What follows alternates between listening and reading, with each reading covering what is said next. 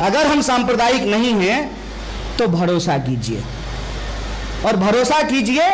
और मेरी उम्र जो है बहुत कम है, प्यार करने का उम्र है, शादी करने का, बाल बच्चा पैदा करने का उम्र है, बढ़िया नौकरी करके, बढ़िया घर बना करके, बढ़िया कार लेकर के हम भी इंस्टाग्राम पे रील बना करके डालना चाहते हैं। इस उम्र में अगर हम कुछ कर रहे हैं तो भरोसा कीजिए, हम आपको नाउम्मीद करने के लिए यहां नहीं आए हैं। आज हमारी यह बात लिख करके रख लीजिए, अगर हम इनको नहीं हराए, अगर हम इनको गद्दी से नहीं उतारे तो आप हमारा नाम बदल दीजिएगा, कन्हैया से कंस कर दीजिएगा। और ये बात मैं अति उत्साह में नहीं बोल रहा हूं। मैं चुनाव लड़ा हूं और हमको जो हराया है उसको हमसे 4 लाख ज्यादा वोट आया है। फिर भी लोगों ने मुझे पूछा कि ईवीएम हैक हो गया क्या? हम बोले नहीं, दिमाग हैक हो गया है।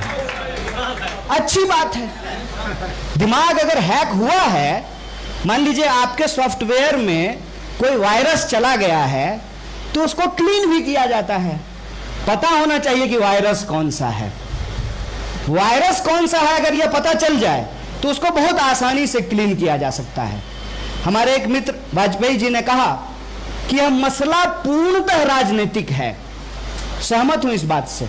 सांप्रदायिकता का सवाल एक राजनीतिक सवाल है। दिक्कत इसमें एक चीज की है जिसको मैं यहां जोड़ रहा हूं कि यह राजनीति के प्रतीकों से नहीं आता है, यह धर्म और संस्कृति के प्रतीकों से आता है।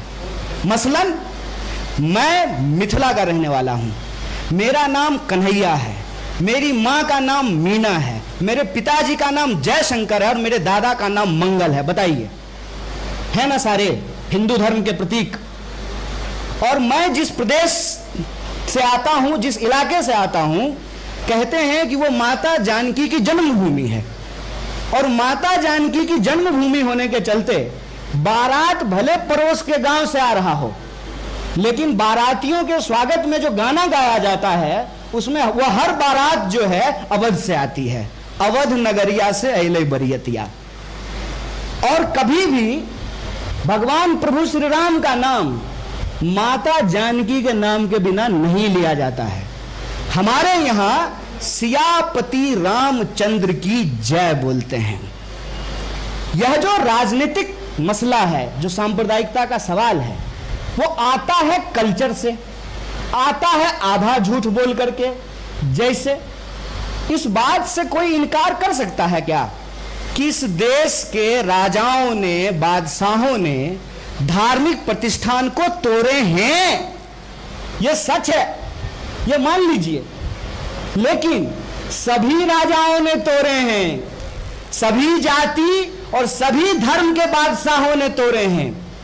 आधा सच क्या है कि हम बाकी जाति और धर्म के बादशाहों का नाम नहीं लेंगे, किसी पर्टिकुलर धर्म के बादशाह का नाम लेंगे।